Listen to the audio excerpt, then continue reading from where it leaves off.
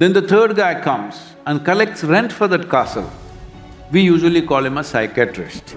I only said somewhere in a quote, not even a saying, somewhere past quote that was put out, I said, if things are going wrong with your life, it's bad enough. If you get depressed, you're only multiplying the problem. For this, the activists have been… You also? You also? Okay. Okay, I'll explain that. So if it is a psychologist saying these things, it's okay. But you really made them believe everything is going to be better somewhere, you can mess up your life here, that's not good. Today surgeons are clearly telling you, if you go off red meat, you eat the right food, if you exercise, you will not come for the surgery table. Is that against your cardiology? Why is psychology such an insecure profession? Absolutely not.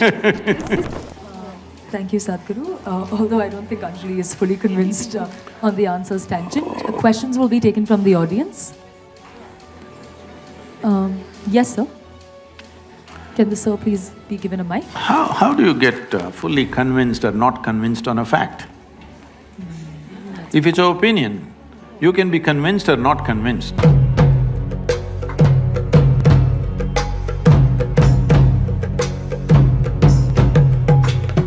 Namaste, Sadhguru. Namaskaram.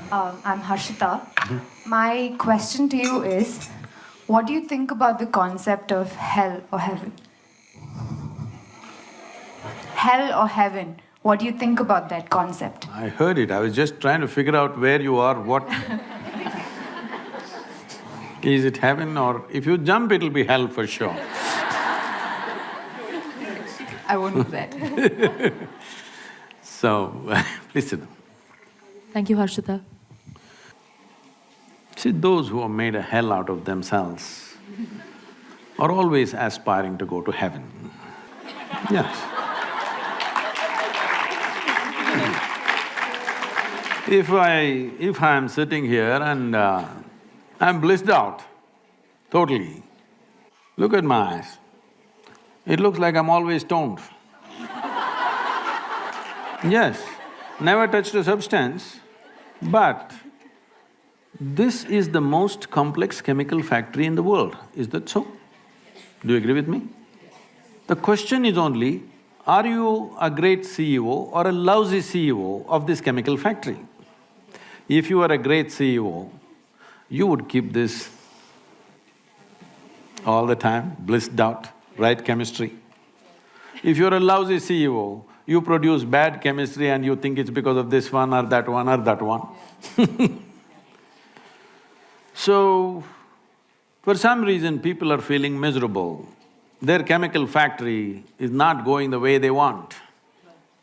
They can call it sadness, they can call it misery, they can call it depression. I know in Bangalore a whole lot of people are against me, continuously trying to troll me because of depression business. I'm saying again, for those activists, I'm saying again, if you know how to manage your chemistry, your depression will go. Even if you go to the doctor, he's only going to give you chemicals, isn't it? So do you think the pharmaceutical industry that they're using there has better chemical structures than my body? Do you believe that? That means you're a vested interest, you have investments in pharma industry. So, when this is feeling like hell, we hope that somewhere when we go up there, how are you feeling out there? That everything will be fantastic. What's her name? Arpita? Harshita. Harshita. Harshita means, blissed out. So, this happened in Alabama. You know Alabama state? It's a special state, it's a different kind of state, hardcore religious state.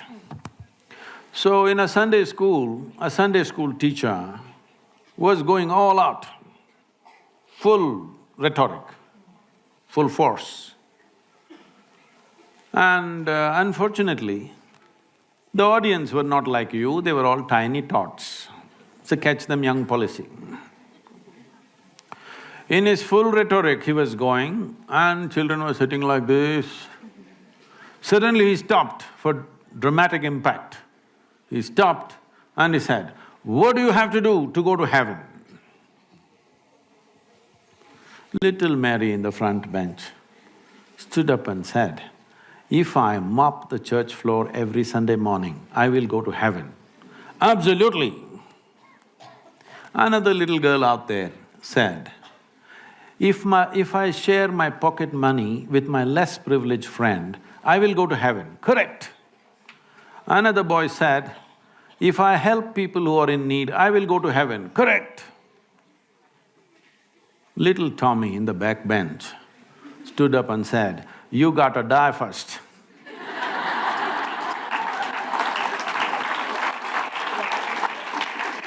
Well, that's a qualification. If you want to go to heaven, you got to die first. So when you die, depending on your culture, we will either bury you or burn you or cut you and throw you to the birds. Yes, one of these things we will do, depending on your culture. So one thing is very clear, you will put your body back into the earth and it's a very eco-friendly thing to do. If you've not done anything in your life eco-friendly, that is one act which will be good. You should not take your body and go. You must put it back into the earth because this belongs to the earth. So you left your body and went to heaven. You know what is in heaven, Harshita? No? You know? Okay, okay. So, what is in heaven? In Hindu heaven, food is very good. If you are a foodie, you must go to Hindu heaven. Nala himself will cook personally for you.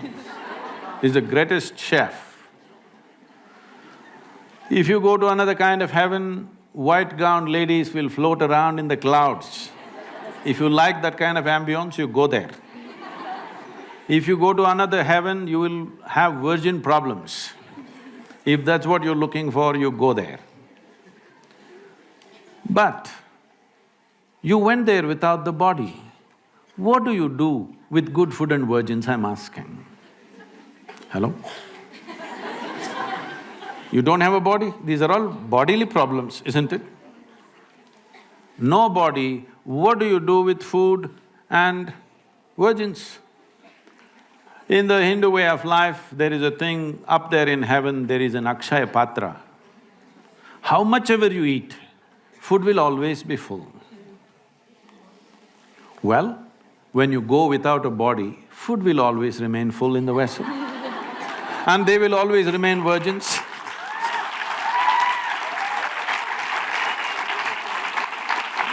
So, we have been doing this for a long time. This was one simple way. You must understand the managerial skills of the traditional people. This was a way of managing humanity. You're miserable. You… don't worry, when you go there, everything will be okay. Solace. So if it is a psychologist saying these things, it's okay. But you really made them believe everything is going to be better somewhere, you can mess up your life here, that's not good. Somebody is in deep state of suffering, don't worry, when you go and sit in God's lap, everything will be okay. It's a psychological tool. It's fine when people are in extreme states, but don't brand it and sell it everywhere because it's not going to work like that. So, now heavens are collapsing in people's minds. Why there is such an increase of consumption of alcohol and drugs on the planet is mainly because still people are not articulating it, but in their minds, heavens are collapsing. How many of you are thinking, one day when I go to heaven, everything will be fantastic? Not many of you, I'm sure. But in the previous generation, if you had looked, the numbers were quite significant. So heavens are obviously collapsing in human mind because if you ask three questions, all the three heavens will collapse. Yes. So now once human intellect became active, inevitably it'll ask questions. If you ask questions, these things will collapse. So people are trying to have alternatives right here, that they're getting drunk and drugged right here. So this is the moment All of you young people must understand this. At this point of time, if we don't raise human consciousness in a big way, if you don't teach people how to sit here absolutely blissed out by your own nature, believe me, in another 50 to 70 years' time, at least 90% of the human population will be on some kind of chemical. To be healthy, they need chemicals. To be peaceful, they need chemicals. To be joyful, they need chemicals. For everything, they need chemicals. I want you to know this, 70% of US population is on prescription medication. The most affluent nation on the planet. Why does individuals and society seek affluence? Because the first step of affluence is choice of food, choice of nourishment. The second step of affluence is choice of lifestyles. The most incredible variety of food is in front of you and enormous lifestyle choices are there, and in this society, 70% of the people are on pharmaceutical, prescription medication. This clearly shows if you do economic development without also cultivating human consciousness, our wealth will become our biggest problem. So we are still on the threshold of economic development.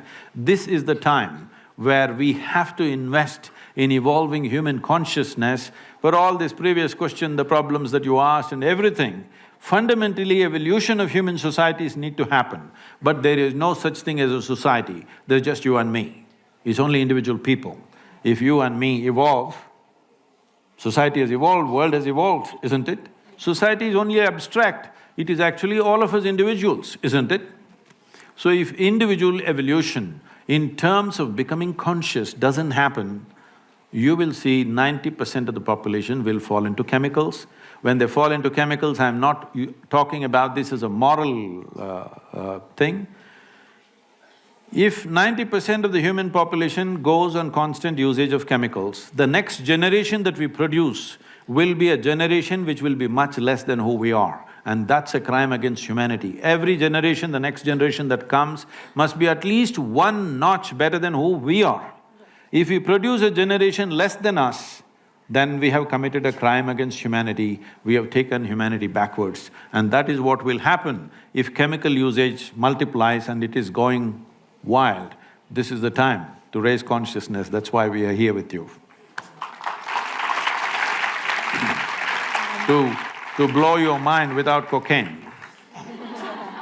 I think Anjali has a follow-up question to that, so post her question, we will continue taking questions from the audience.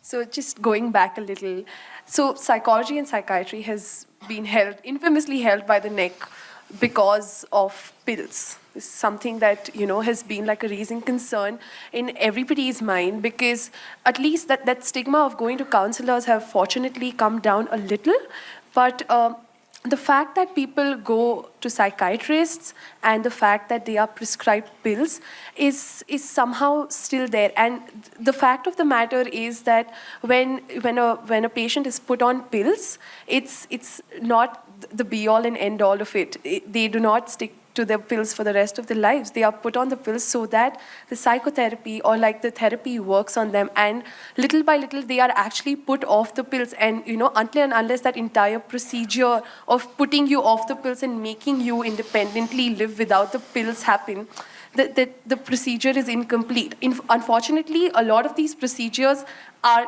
left halfway because, people do not complete the term of, their therapy. But the entire science… You're telling me… I'm not rubbishing the science. I did not rubbish the science.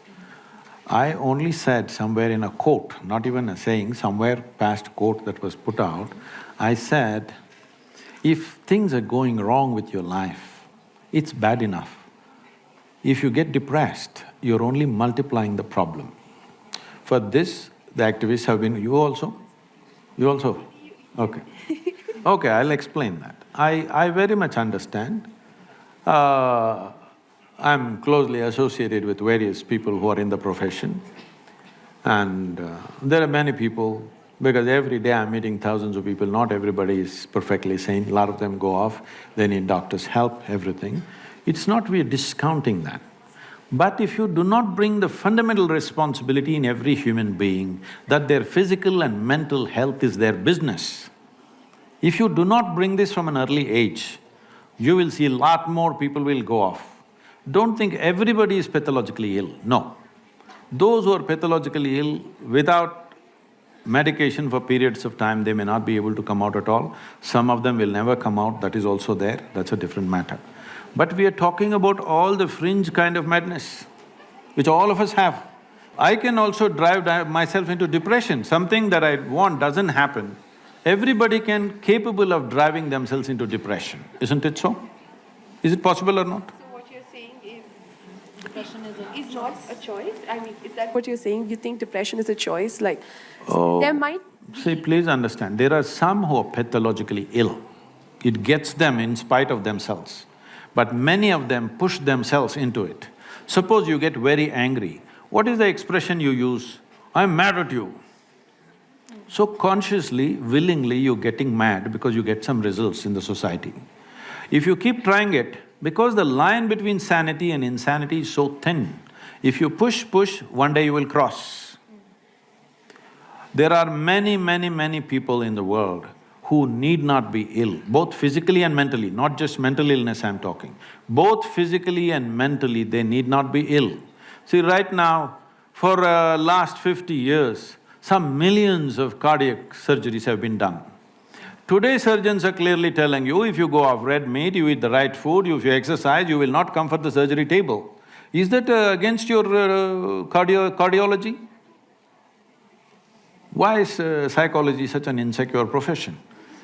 absolutely not. There's just one last thing that I will add before we move on for the next question. There is a certain diagnostic criteria for… So, I might be sad, I might be extremely sad, but that does not mean that I am depressed. I am entitled to my sadness. See, please, who doesn't know this? Do I look so simplistic that I don't understand somebody is sad and somebody is depressed?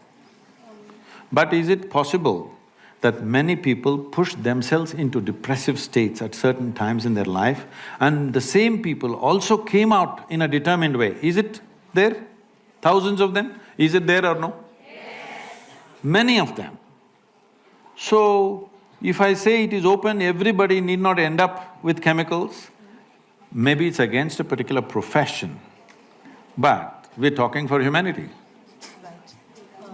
Thank you, Sadhguru. Although I don't think Anjali is fully convinced on the answers tangent. Questions will be taken from the audience. Yes, sir. Can the sir please be given a mic? How do you get fully convinced or not convinced on a fact? If it's your opinion, you can be convinced or not convinced. Is it a fact that many of you, I'm saying most of you are young, you've not seen much life, but even in this little life that you have seen, there were moments when you crossed your sadness and became depressed for a few days. Has it happened to you? Yes. And most of you have come out of it without anybody's help, or maybe with a friend or somebody who mentored you a little bit. Have you? Yes. These are facts, these are not opinions. All right. Yes. Question, please, sir. Please take on the mic. My question is, from which inner state you speak and act, and what drives you to do what you do? What drives me? Yes. I drive.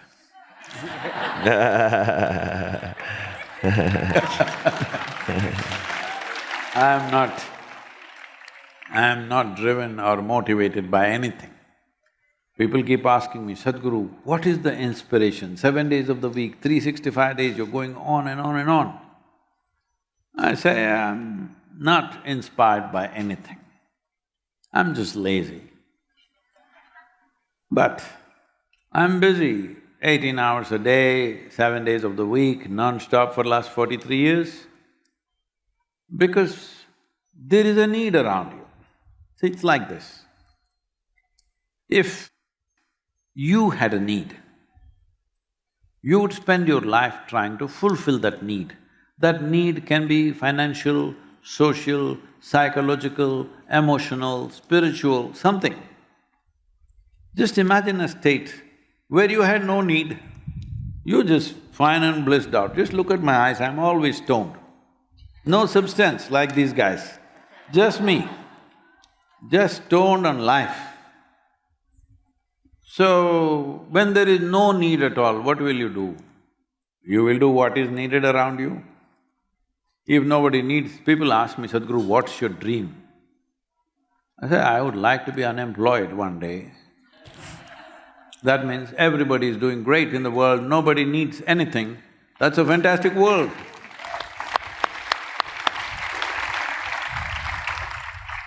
People again ask me, Sadhguru, how would you like to be remembered? I said, if they're remembering me, they're living a bad life. Hello? They should forget. Because miserable people always remember the past, as if past was better. Joyful people have no time to look at the rear view mirror. There's no rear view, it's going full on. No time to go on looking at the past and saying, oh, how wonderful my school days were, how wonderful my grandfather was. I am not saying they were not wonderful, they were all wonderful. But if you are really wonderful, all that will fade, and that's how life should be. You should neither think of a guru or a god because you are blown away with life, because life is the greatest phenomena that's happening in this universe. It is the greatest phenomena. Rest is all human imagination talking rubbish. Thank you. So nothing drives me. I drive my vehicle myself. When I want to stop, I will stop. No problem. I won't look back. When I stop. So there is no… Well, there are many missions we have taken up on the side, environment, agriculture, health, nourishment for children, all kinds of things, many verticals we are doing. But all this because they're needed, not because I have a passion for nourishing children or I have a passion for environment, I have a passion for this, I have a passion for nothing. I close my eyes, I can sit like this till I fall dead, I'm like this. But if it's needed, you do it. See, just look at yourself. When you were a child, let's say you were 5, 6 years of age, your face was like this. Hello? Bouncing for nothing, yes or no? Bouncing with what? With stupid education you were bouncing? Bouncing with life, isn't it? Because that was the only thing and that's the greatest thing, even now.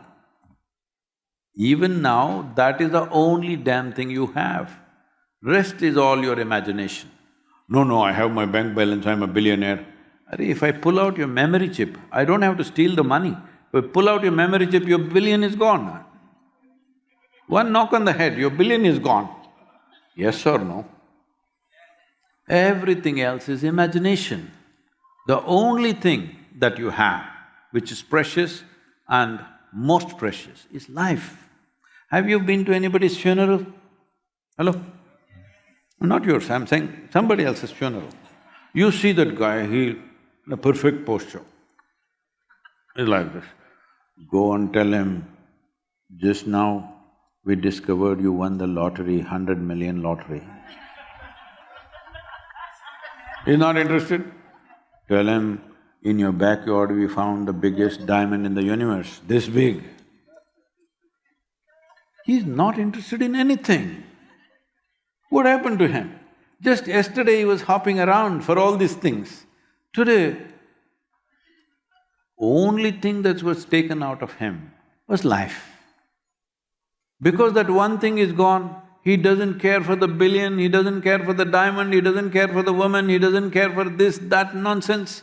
Yes or no? Yes. Because that's the only thing you have. Rest is all your psychological drama. Do not misunderstand your psychological drama as existentially true. Can I tell you a story? See, if you build a castle in the air, you know, castle in the air. If you build a castle in the air and you build it in full detail, brick by brick, we will applaud, fantastic imagination you have. But after some time, you started believing it's true, then we say you're neurotic. But after a while you started living in that castle, then we say you're psychotic. Then the third guy comes and collects rent for that castle. We usually call him a psychiatrist.